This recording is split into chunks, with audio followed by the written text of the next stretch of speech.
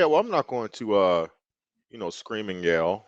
Um, it's no point in doing that. I mean, today was self-explanatory. It really was. Of course, you want to tip your hat to TCU for the things they did well, but let's just be honest here. Michigan beat themselves the majority of this game. That's just point blank. I don't want to hear anything about the overturned touchdown call. Yes, did I believe that it was um, same thing with the running bill? I mean, they overturned the running bill touchdown in the fourth quarter. Did I believe that that call earlier on was that Roman Wilson touchdown was irrefutable evidence to overturn it? Of course I didn't. But the fact of the matter is the ball's on the 1 yard line, maybe even half the 1 yard line, and you've had the best offensive line, one of the best, if not the best, rushing attack in the whole country. So your chances of still scoring with first and goal is what, 97%? 98%. So I don't want to hear that as an excuse. I don't want to use the refs as an excuse. Michigan beat themselves multiple times. Our starting quarterback threw two pick sixes. Two, two, not one, two. Handed them 14 points, right? Fumbled on the goal line, 7 points, right? How many for a team that's been, especially in the second half defensively, that has been fantastic. Jesse Minter's been one of the best, if not the best in the country, of making second half adjustments. I mean, they got absolutely gashed in the second half, especially on the ground. You had miscommunications. You had corner blitzes, leaving one of the best receivers, Quentin Johnson, wide open. I mean, it was ridiculous, absolutely ridiculous. Play calling, execution, poise. I mean, that last drive was a microcosm of the entire game. It would have been a long shot, but you still had 59 seconds. TCU really gave you kind of a gift. I thought their play calling was pretty conservative for the most part. You got the ball with 59 seconds left. It's plenty of time in college football to score a touchdown, even without timeouts, because we all know the time stops as the chains are reset, which is enough time for you to get to the line and snap it. And you have a false start by your tackle, and then ironically, your All-American center, he's been fantastic all year. Whether it was a miscommunication between him or JJ, the very last play of the game, you have a missnap, right? It's just they beat themselves on both sides of the ball so many times, and it's just one of those things where it's like I said, you give TCU credit for playing with the energy. And I told you that I had a, even though I did not pick them to upset Michigan, I think me and you both acknowledged this, that you knew, and I said this, they weren't going to just lay down, right? They were going to come in here with energy. They've heard all the disrespect, and some people on Twitter said, "Well, this you get, you guys, as in me and you, didn't get them respect, stuff like that." Like no one, nationally or locally here in Michigan, picked TCU to beat Michigan. Nobody did, because on paper it didn't make any sense. Michigan was the better team. Even if you look at the way today's game transpired, Michigan beat themselves more than TCU beat them. It's just the truth of the matter. Anytime you hand a team 14 points, right, you're beating yourself, Des. I mean, like it was uncharacteristic things all day. Um, and I just, man, it's a very sour ending to a really good season. And by all means, probably on Wednesday show, Des, we'll take some time to let things cool off and try to give it some perspective on this season. But as of now, in the moment, let's just call it what it is. It's a sour taste and a terrible ending to what was a really good season. And you lost to the inferior team. The way the game went did not change my mind that Michigan was not the better team. Michigan was the better team on paper, but they beat themselves. They beat themselves. And some of the things that we've talked about that could hold them back, uh, as in, is JJ really ready to win a game consistently? Can you really put the weight of the game on JJ's shoulders? Is he prepared for that? Well, today you saw a kid that took a step back, and he made some bad decisions. I mean, the grounding call terrible. That was a grounding call. He tried to act like someone was in the vicinity. No, there wasn't. He panicked when he saw the guy coming to him, and he just threw it up there. Right? I mean, for God's sakes, there was a strip sack.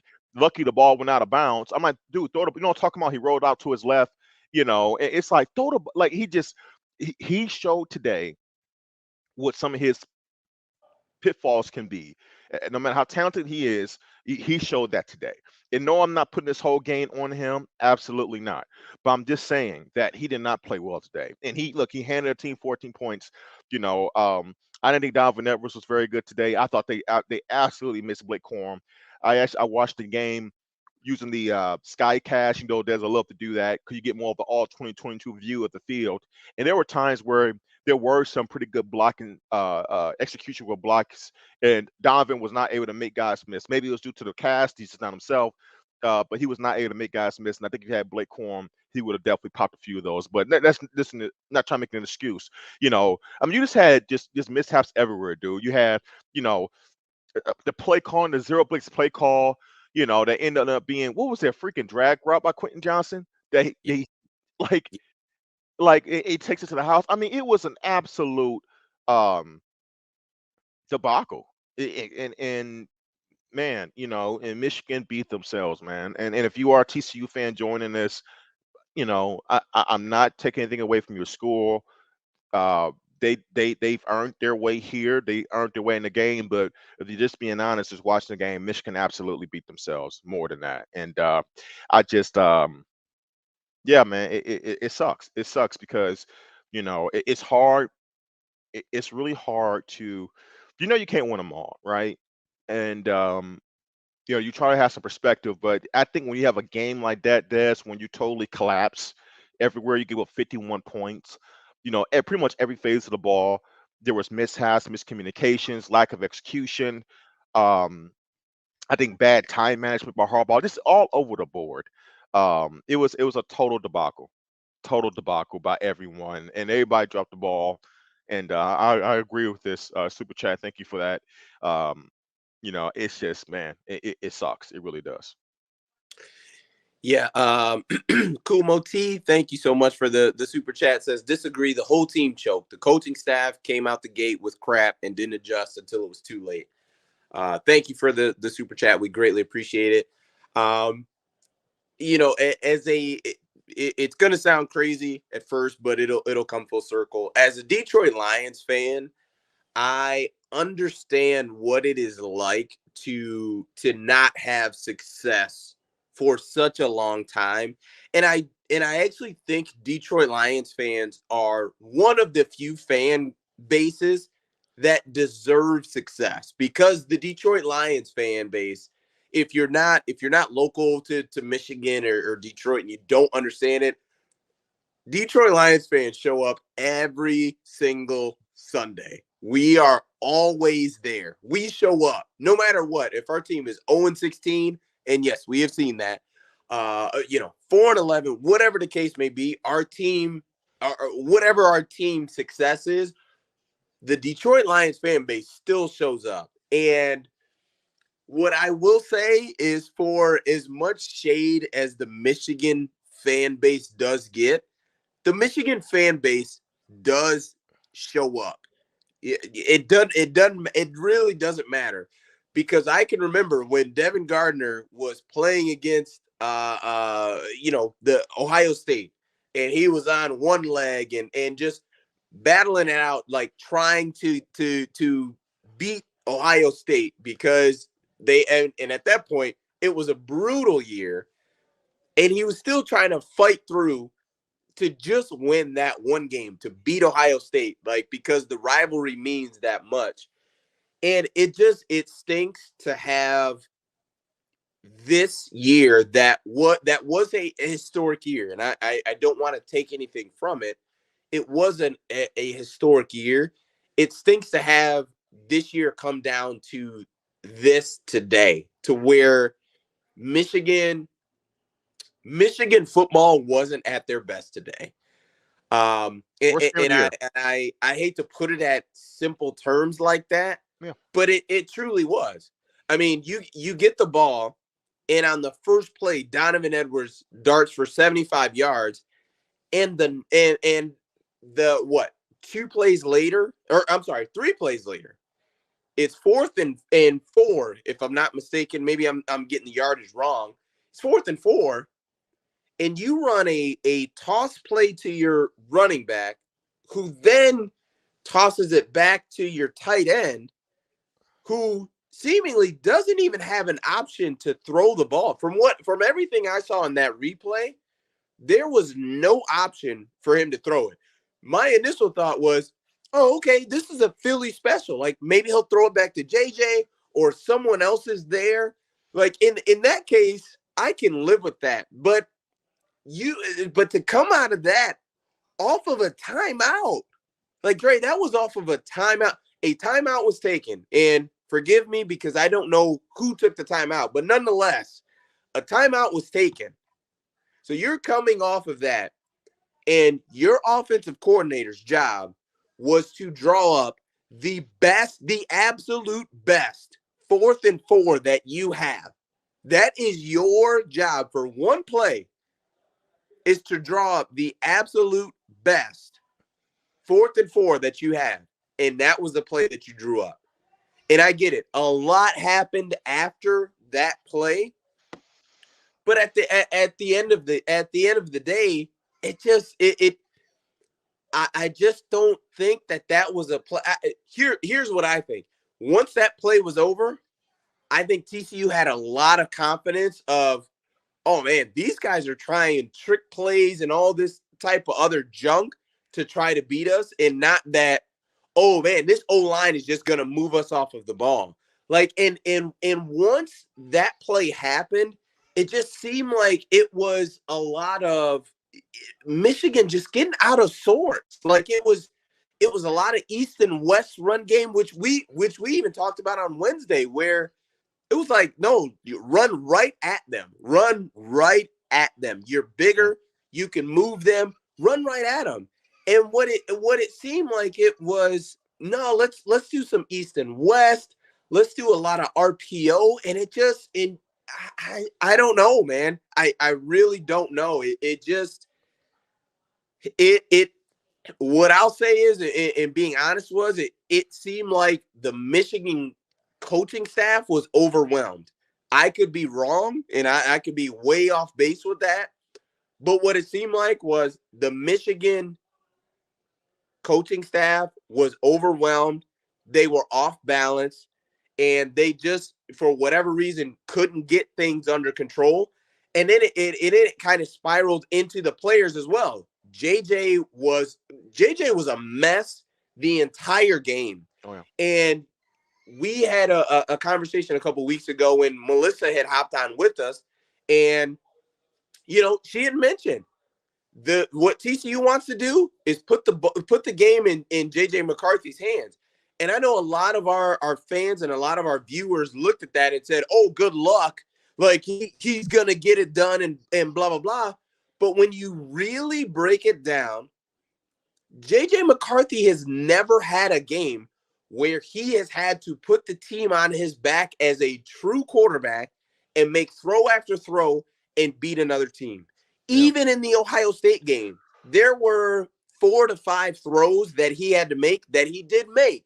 But that was not a consistent, make it completion down after down, where he had to, you know what I mean? Like he had to continuously make completions and continuously beat the other team.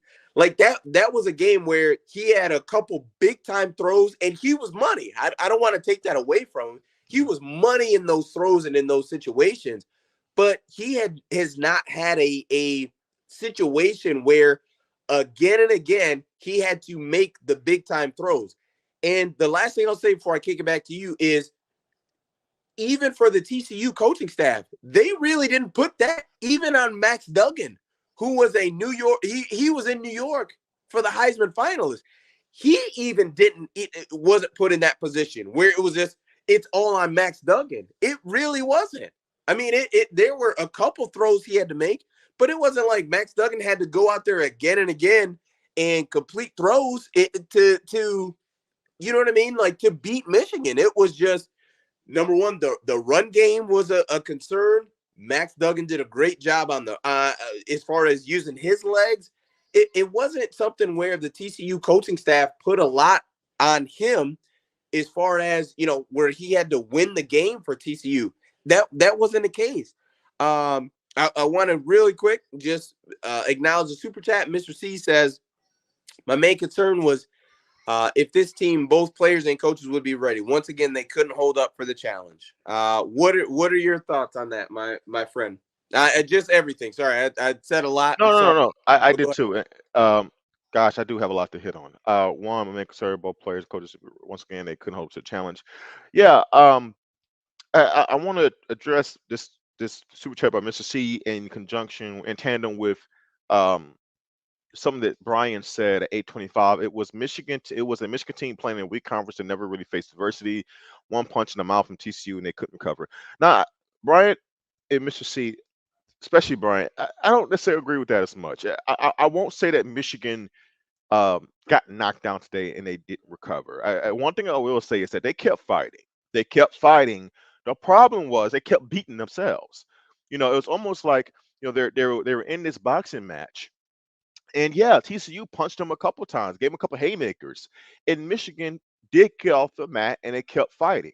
That is 100% true. The problem was they also punched themselves as they were fighting back, so they can never recover in the match. So I won't say that Michigan got punched and gave up and they couldn't. No, Michigan, they actually did. They responded well to adversity a couple times. We forgot sakes, they were down 41-22 going as the third quarter Mhm. was dwindling. I mean, it looked like Yeah, and it I was and I thought it over. was going to be a blowout. I was I looking did at it too. like, oh my gosh, this is going to be a blowout. Yeah, and to do that, that's not easy to do, guys. To be going pretty much going into the fourth quarter to respond the way they did, I tip my hat off to them. I mean, I think a lot of us at certain points, multiple times down the stretch in that game, thought the game was over, and they continued to fight and they kept themselves in it. So I won't kill them on not fighting back.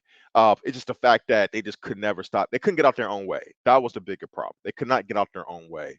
And man, um, and Diane Bree said nothing you can say. 51 points.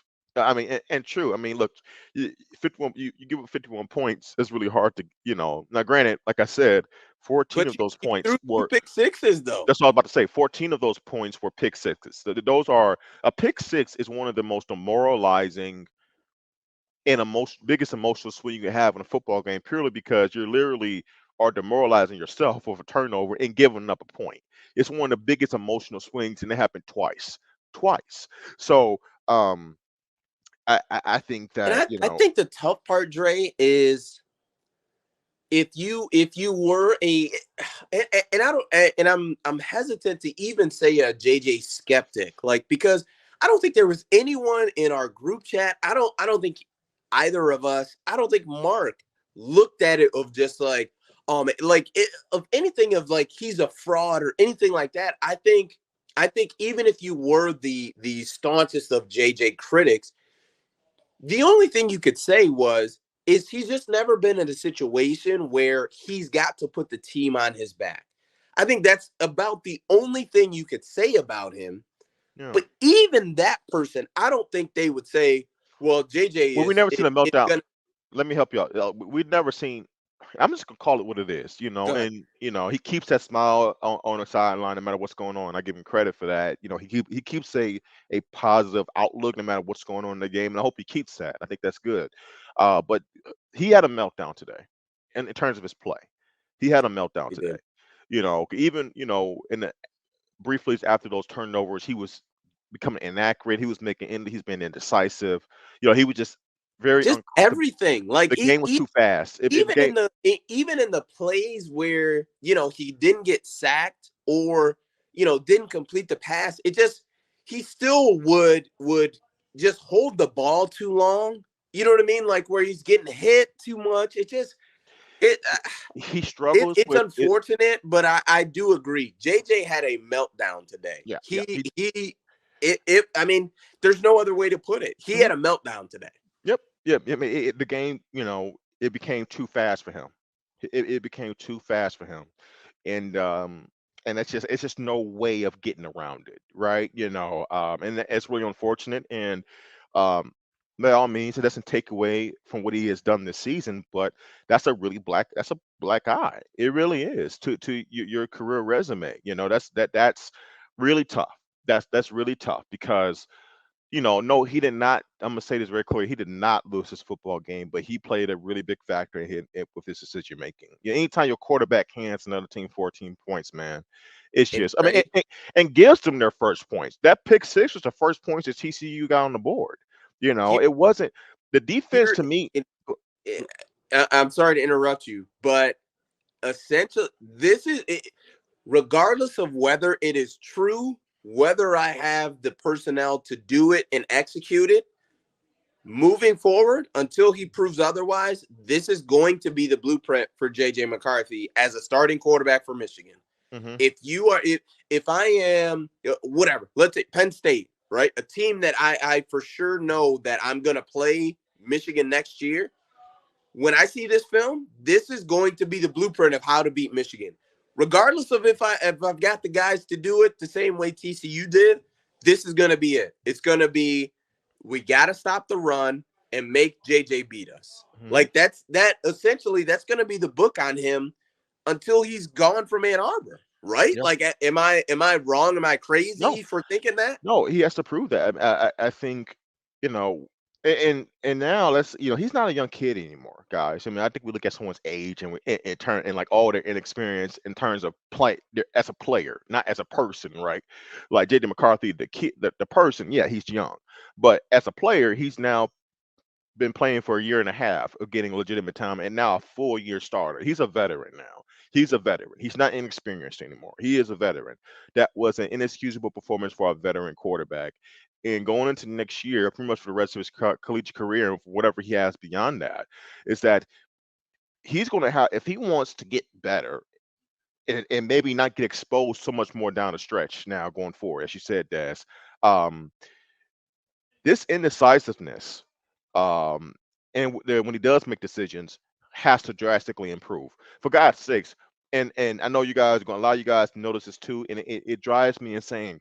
Part of the reason why TCU and teams are able to sometimes balk down our running game is because JJ refuses to pull the football. Oh He my god. refuses. He refuses to pull the football. And if there's one thing that you could look at, case in point, I hope JJ learns that guy across the field from you who was in New York, you want to be in New York, he does that beautifully.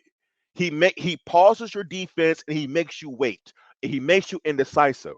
That was part of the reason why TCU was able to gas the defense because you had that respect of what Max Duggan could do, or Miller, their running back, and number three. I can't remember how I pronounce his name. Right? It keeps the defense honest. And JJ, especially for what 2.5 quarters, he started to do it late in the game. I don't know why it took so long, but he refuses to pull the football, and that's another element. What's the point of running an RPO if you're not going to keep the football every now and then as a quarterback? You Agree. have to show Because that as a threat. when you think about it, Max Duggan, there were so many plays on like a 2nd and 10 where Max Duggan would, do the ride and decide and pull it, and he wouldn't get a first down, but he would get like 7 yards or 6 yards to make it a third and manageable. And it's the same thing for JJ. It's just he just refuses to do that, and it just I It think the hurts. thing that drives me nuts is the play is there to be made. Like Yes. it's just there. And you Like can it's there tell, to and be Des, made. you can tell that the defense is just like, okay, we're just crashing. Like it was so many times where you're like, they're not even like I'm watching, guys. I'm telling you, I was watching from the all 22, the Skycast, so I see the whole front seven, right? I'm not looking at the side, right? When I'm Mhm. telling you, the TCU linebackers and safeties, they were not even giving JJ a second thought. Wherever Donovan Edwards was going, they were crashing hard. Everyone in their pursuit was right there. Like they didn't give JJ a And second think thought. about and think about how Michigan traditionally lines up. Like Donovan Edwards is in a sidecar, right? So he's not in the pistol where Mhm. he's behind the quarterback, where it's like, okay, quarterback can line up this way or he can go this way. If he lines up on this side, there's only one way I can go. So it's like, all right, cool, crash from this side. Like you know what I mean? Like it just It's very It, frustrating because and you saw what happened once he started to do it, and I don't know if that's on the staff. I don't know if they've been telling this kid he just refuses to do it. He gets caught up in the game, um, but like. Uh, it's like I don't know if they said something to the game. Hey, are they telling him not to do it? Because something happened where he just started miraculously. I can't say the word. You know what I'm trying to say. He started pulling it more, and he got some yards, scored a touchdown. Right, start getting yards. So I don't know what happened just out of nowhere where he started to do it. Where I don't know if this is predetermined that he's not going to do it. I don't know if he needs to be reminded, which equally is bad. But that's huge, right? Because it all matters, right? And it sucks, man. And I just don't want to see. I'm as I'm talking, I'm looking at comments, guys. Don't stop with the officiating. Okay, stop it. Because here's the thing. Here's the thing. Right? what I will say is a couple of those calls were weird. Oh, They were absolutely. weird. Oh, Now, absolutely. I'm not going to That's not tell the you, problem. But and we got look, some gifts too, it, though. We got some gifts too. That was a terrible, a horrific roughing the passing yes. call. At That the end of the, yeah, third quarter. yes, That's one of the worst roughing the passing calls. That was a gift for us. yeah. So That let was that was a soft push. dude, that But was terrible. Oh, what I will say is guys, and I'm sorry, I'm not here to massage the ego and the hard feelings and the hurt that you're dealing with.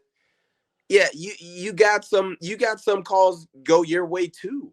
Like, absolutely. and at the end of the day, and here's the thing, and this is even worse for Michigan, is if you're telling me your offense on the half-yard line with the Joe Moore Award winning offensive line can't punch the ball in from the inch yard line, First and what goal. I will tell Eh, you is you don't deserve to win the national. You don't deserve to play for the national championship. We don't have to go I'm that far, Dez. sorry. Dez, you don't have to go that far. I am truly Dez, sorry. Dez, you don't even have to go that far. You don't deserve to score on that drive, guys. I'm sorry. Like maybe I will feel different if it was, let's say it was, I don't know, third and goal, third down, right? And somehow that put us at fourth down and it's a 50-50 play, and you know what I'm saying? And okay, maybe I will feel a little bit more slighted. For God's sakes, it was Also, can even somebody throw the Ohio State Georgia update game in the chat, please? I would greatly appreciate it. I'm in a room locked away, trying to have some normalcy I for the mean, look, stream. this is craziness, man. I mean, look, we're not doing that show 10 seconds. I give 10-second thought. It's very possible that Ohio State can win this game. And I saw some people joke, will we get a Buckeye TCU final match? It can happen. Oh my Maybe gosh. it's one of those crazy years. Who knows? It can happen.